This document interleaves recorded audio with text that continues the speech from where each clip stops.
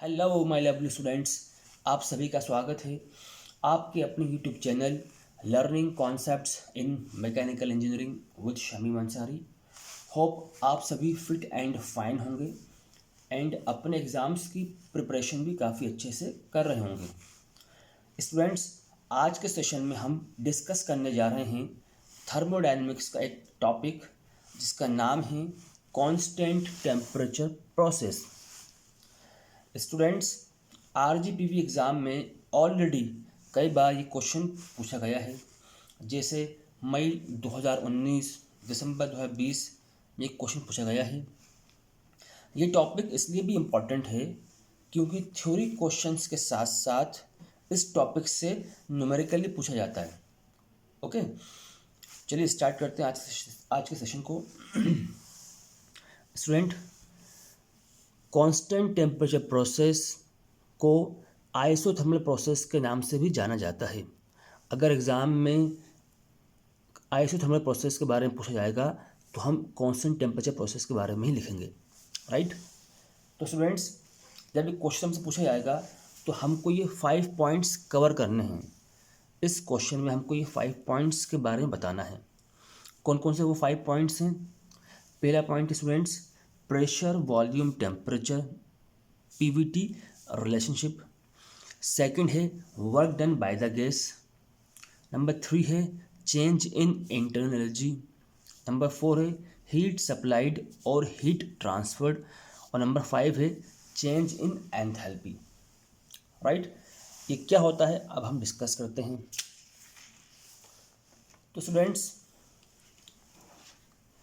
अगर सिस्टम का temperature constant रहता है पूरी प्रोसेस के दौरान तो उस प्रोसेस को हम आइसोथर्मल प्रोसेस कहते हैं, right. If the temperature of the system remains constant through the process is called isothermal process. मतलब प्रोसेस में दूसरी क्वांटिटी या प्रॉपर्टी चेंज हो सकती है, जैसे pressure, volume, amount of heat, पर टेम्परेचर कांस्टेंट ही रहेगा। स्टूडेंट्स, ये प्रोसेस एक थर्मोडायनेमिक प्रोसेस होती है। थर्मोडायनेमिक का मतलब है heat in motion. Heat in motion में ऐसा हो सकता है हम किसी सिस्टम में हीट इन करवाएं, किसी सिस्टम को हीट दें या किसी सिस्टम से हीट लें, बट पूरे प्रोसेस में टेम्परेचर कांस्टेंट होना चाहिए।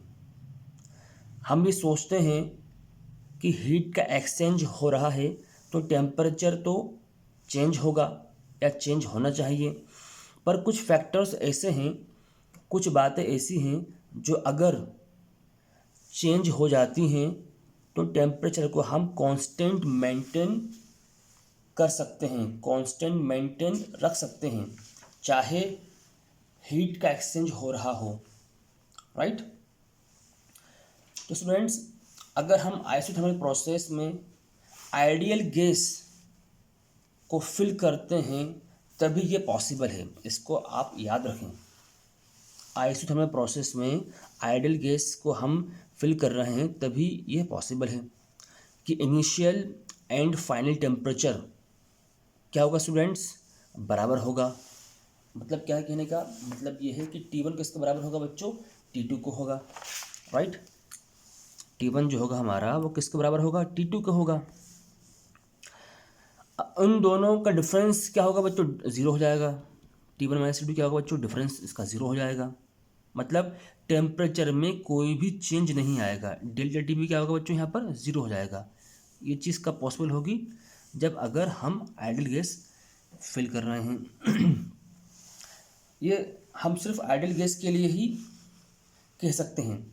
जब हम आइडियल गैस की बात करते हैं तो एक लॉ हमें याद आता है। वो क्या है बच्चों, वो है बॉयल्स लॉ।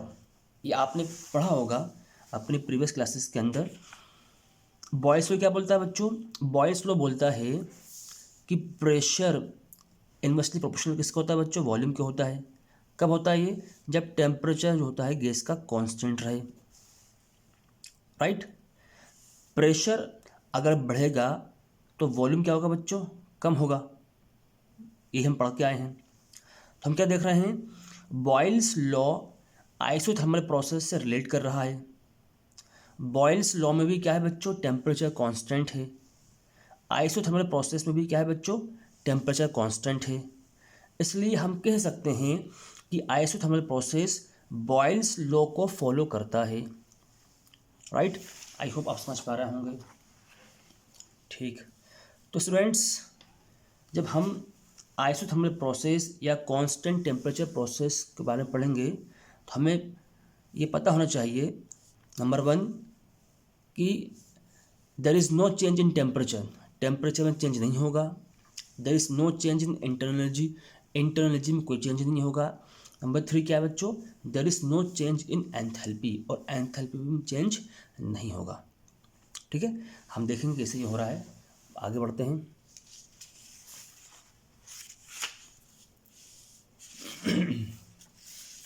स्टूडेंट्स, हम क्या करने जा रहे हैं, हम एक, देखिए हमने क्या करा है, हम एक सिलेंडर लेंगे, एक कंटेनर लेंगे जिसमें मूवेबल पिस्टन है, एयर टाइट, जो कि इंसुलेटेड है, और उसकी जो वॉल्स हैं, ये जो उसकी जो वॉल्स हैं वो भी क्या है बच्चों, इंसुलेटेड हैं।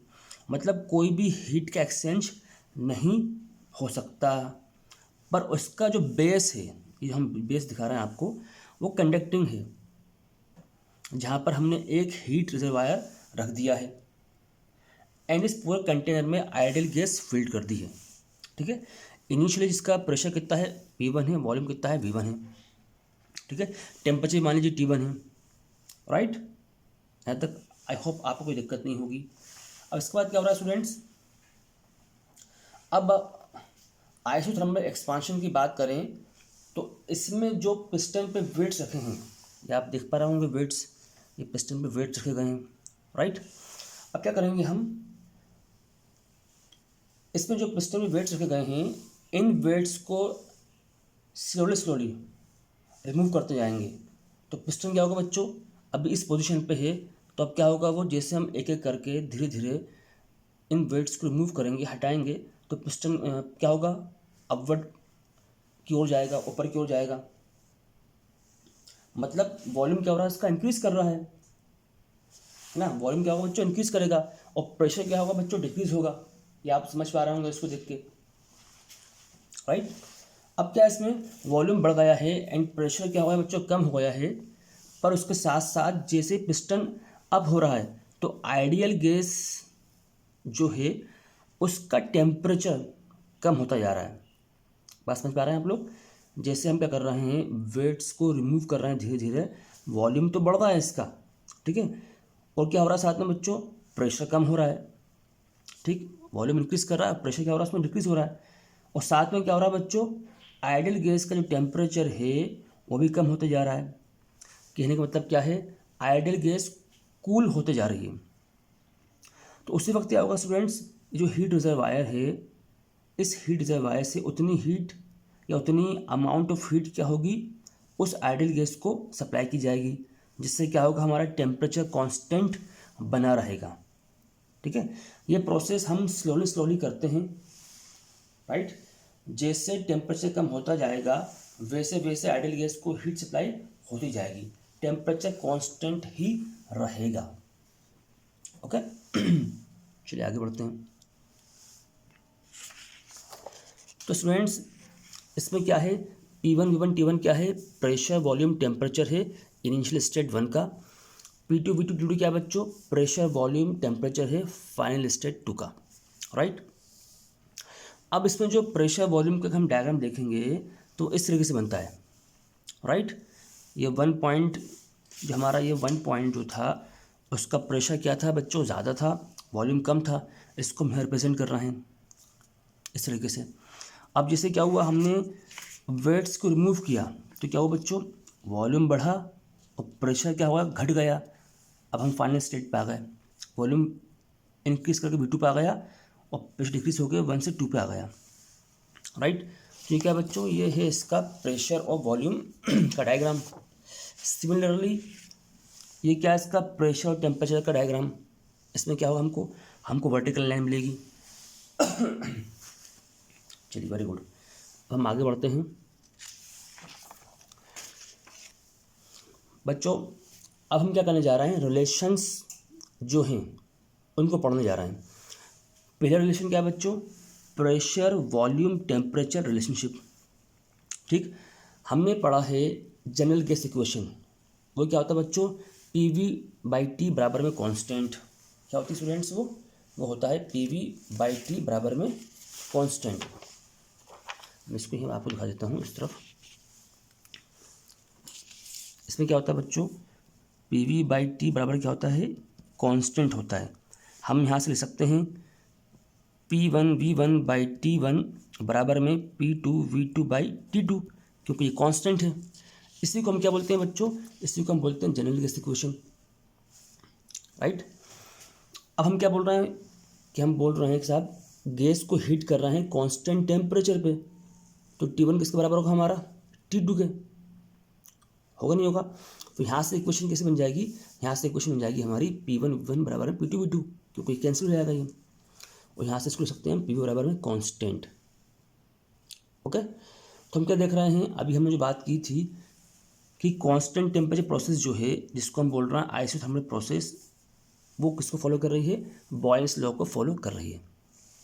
चलिए, एक पॉइंट खत्म हुआ। सेकंड पॉइंट क्या बच्चों, work done by the gas. ठीक है, अब हम सिंपल से बात करें अगर, तो मैंने यहाँ आपको बताया था, इस डायग्राम की हेल्प से मैं आपको समझाने का प्रयास करता हूँ। इनिशियली पिस्टन यहाँ पर था, ठीक है, जैसे हमने वेट रिमूव करा तो एक्सपांशन हुआ, पिस्टन ऊपर की ओर गया, तो इतना डिस्टेंस वो चला, ठीक है। और वर्क डन बाय सिस्टम की हम बात करें तो सिंपल फॉर्मूला हमारा क्या होता है, ये होता है, छोटे से वर्क की अगर हम बात करें तो क्या होगा, force into displacement, right. Force displacement कितना हुआ बच्चों, dx हुआ है। अगर फोर्स को मैं लिखना चाहूँ तो मैं जानता हूँ प्रेशर कितना होता है बच्चों, ये होता है फोर्स अपॉन एरिया। यहाँ से फोर्स क्या होगा, यहाँ से फोर्स हो जाएगा प्रेशर इंटू एरिया, तो मैं लिख दिया मैंने इंटू dx, राइट। अब एरिया इंटू dx का क्या बन जाएगा बच्चों, ये बन जाएगा dv, चेंज इन वॉल्यूम, ये हम जानते हैं। तो वर्क क्या है, वर्क डन सिस्टम कितना है हमारा, वो हुआ PdV। किसके लिए हुआ, ये छोटे से वर्क के लिए हुआ, तो वही यहाँ हमने इसको समझाया है, डेल W बराबर में PdV। अब मुझको टोटल वर्क अगर निकालना है ना, स्टेट 1 से स्टेट 2 क्या कितना वर्क मुझे मिलेगा, तो मैं क्या करूँगा, अब इसको इंटीग्रेट कर दूंगा दोनों साइड, 1 से 2, वही करा है हमने, इसको इंटीग्रेट कर दिया, सिंपल। अब इसको हम लिखेंगे W1 to 2, राइट, तो ये बेसिक वैसे रहेगा।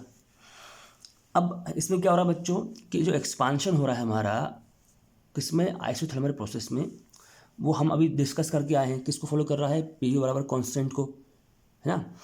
तो यहाँ से हम लिख सकते हैं इसको PV इक्वल्स टू P1V1, क्योंकि कांस्टेंट है। तो यहाँ से प्रेशर कितना आएगा बच्चों, वॉल्यूम आ जाएगा इसके नीचे, तो P1V1 डिवाइड में वॉल्यूम, है ना, ये हमारा प्रेशर आ गया। अब इस प्रेशर की जो वैल्यू है मेरी, मैं इक्वेशन सेकेंड में पुट कर दूंगा, राइट। देखते हैं अब आगे क्या होता है। जैसे ही मैंने प्रेशर की वैल्यू पुट कर दी इक्वेशन में, तो मुझे क्या मिला, P1V1 divide volume into dV। अब हमने क्या करा, लिमिट्स पुट कर दी V1 से V2, क्योंकि मेरा वॉल्यूम जो है V1 से V2 चेंज हो रहा है, कर दिया। अब ये दोनों क्या बच्चों, कांस्टेंट है, मैंने बाहर निकाल दिया इसको। अंदर क्या रहेगा, इंटीग्रेशन के अंदर dV/V, और लिमिट्स आएंगी V1 से V2, ठीक। अब मैंने इसको सॉल्व कर दिया, तो वर्क कितना होगा मेरा, P1V1 ब्रैकेट के अंदर नेचुरल लॉग वॉल्यूम V1 से V2, इसको आगे हम ऐसे लिख सकते हैं, P1V1 log natural log V2/V1, limits हमने पुट कर दी। इक्वेशन हमारी होगी बच्चों 3।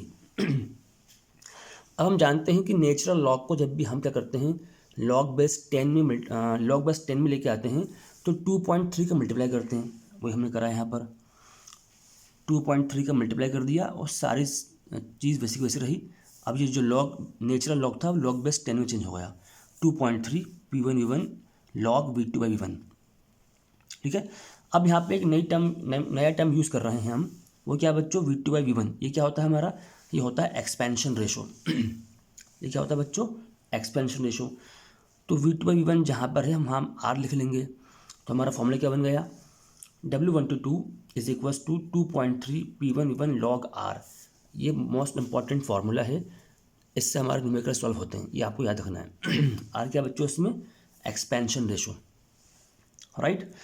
अब थोड़ा सा और हमने क्या करा, इसको और फॉर्मूले हमने बनाए, इससे कैसे बनाए, हम जानते हैं भाई पीवी की फर्स्ट कितना होता है हमारा, MRT होता है। P1V1 बराबर में P2V2 क्या होगा, मेरा MRT होगा। तो यहाँ पर जो P1V1 है हमने क्या कर दिया, इसकी जगह मैंने MRT पुट कर दिया, कर देते हैं, देख सकते हैं आप, W122 is equals to 2.3 MRT, इसकी जगह क्या लिख दिया मैंने, MRT, बाकी चीज़ सेम की सेम रही। ठीक है। अभी मैंने बात की आपसे कि दोनों बराबर हैं, लिख दिया मैंने। तो यहाँ से अगर मैं प्रेशर एक तरफ कर दूँ, वॉल्यूम एक तरफ कर दूँ, तो कि रिलेशन ये आ जाएगा, V2V1 इसके नीचे आ गया बराबर में P1/P2। तो ये जो हमारा फॉर्मूला आया था ऊपर, यहाँ देखिए ये फॉर्मूला, इस फॉर्मूले में क्या है बच्चों, V2/V1 है, और यहाँ किसके बराबर है, ये P1/P2 के। तो मैंने क्या करा, V2/V1 की जगह P1/P2 पुट कर दिया, तो मुझको एक नया फॉर्मूला मिल गया, नया रिलेशन मिल गया। वो क्या है बच्चों, W122 2.3 P1V1 log P1/P2, right. इसकी आप प्रैक्टिस करेंगे तो आपको धीरे धीरे सारी चीज़ें समझ में आ जाएंगी, बहुत सिंपल है ये। तो हमारा सेकंड पॉइंट भी कवर हो गया। अब हम आते हैं थर्ड पॉइंट पे, वो क्या बच्चों, चेंज इन इंटरनल एनर्जी। ठीक है। अब चेंज इन इंटरनल एनर्जी जो होती है हम जानते हैं वो क्या होता है, इसको हमेशा लिखते हैं DU is equals to U2 - U1। ठीक है। और DU का फॉर्मूला ये भी होता है MCV T2 - T1, है ना। अब हम बात करके आ रहे हैं कि बच्चों कांस्टेंट टेम्परेचर प्रोसेस है, तो क्या होगा, दोनों टेम्परेचर क्या होंगे, बराबर होंगे। तो जैसे ही मैंने यहाँ रखा तो ये टर्म क्या होगा बच्चों, ज़ीरो हो जाएगा। तो DU कितना मिल गया मुझको, 0। अब यहाँ से क्या होगा मेरा, ये U1 किसके बराबर हो जाएगा, U2 के बराबर हो जाएगा। ये आपको याद रखना है कि आइसोथर्मल प्रोसेस के अंदर क्या होता है, U1 इक्वल्स टू U2 होता है। अब हम बात करते हैं फोर्थ पॉइंट की, वो पॉइंट क्या बच्चों, हीट सप्लाइड और हीट ट्रांसफ़र। ठीक है। इसमें क्या हो रहा है बच्चों, हम जो हीट सप्लाइड कर रहे हैं सिस्टम को, या हीट ट्रांसफ़र कर रहे हैं सिस्टम को स्टेट 1 से स्टेट 2, तो ये हमने लगाया फर्स्ट लॉ ऑफ थर्मोडायनेमिक्स। हम जानते हैं वो क्या होता है, Q1 से 2 बराबर में DU प्लस W1/2, है ना। अब ऊपर हम देख के आ रहे हैं कि भाई DU की वैल्यू कितनी है, 0, हमने यहाँ पुट कर दी 0, ये टर्म खत्म हो गया। तो क्या बच गया, Q1/2 बराबर में W1/2।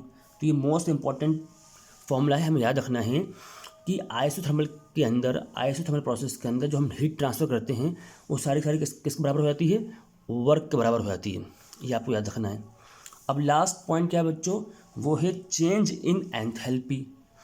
इसमें क्या हो रहा है बच्चों, चेंज इन एंथैल्पी का फॉर्मूला क्या होता है हमारा, ये होता है, हम जानते हैं DH बराबर में H2 - H1, और हम साथ में जानते हैं DH का फॉर्मूला ये भी होता है MCP T2 - T1। अब दोनों क्या करा हमने, देखिए सेम ऊपर, दोनों टेम्परेचर क्या हमारे बराबर हैं। क्यों बराबर हैं, क्योंकि कांस्टेंट टेम्परेचर प्रोसेस है। ठीक है। तो ये क्या होगा बच्चों, ये 0, तो DH कितना हो गया मेरा, 0 हो गया, है ना। अब DH 0 होगा, उसकी वैल्यू यहाँ पुट करता हूँ तो इसके बराबर हो जाएगी H2 - H1 बराबर में 0। यहाँ से क्या आ जाएगा मेरा, H1 बराबर में H2, राइट। तो बच्चों ये आज का टॉपिक था हमारा। आज के टॉपिक में हमने आइसोथर्मल प्रोसेस के बारे में पढ़ा है। आई होप आज का सेशन आपको अच्छा लगा होगा। अगर आज का सेशन आपको अच्छा लगा है तो इस सेशन को आप लाइक करें, चैनल को सब्सक्राइब करें और अपने फ्रेंड्स को भेजें। और मोस्ट इम्पॉर्टेंट, अगर आपको अच्छा लगा है आज का सेशन तो इसमें कमेंट करना ना भूलें। तो students, thank you for watching this session.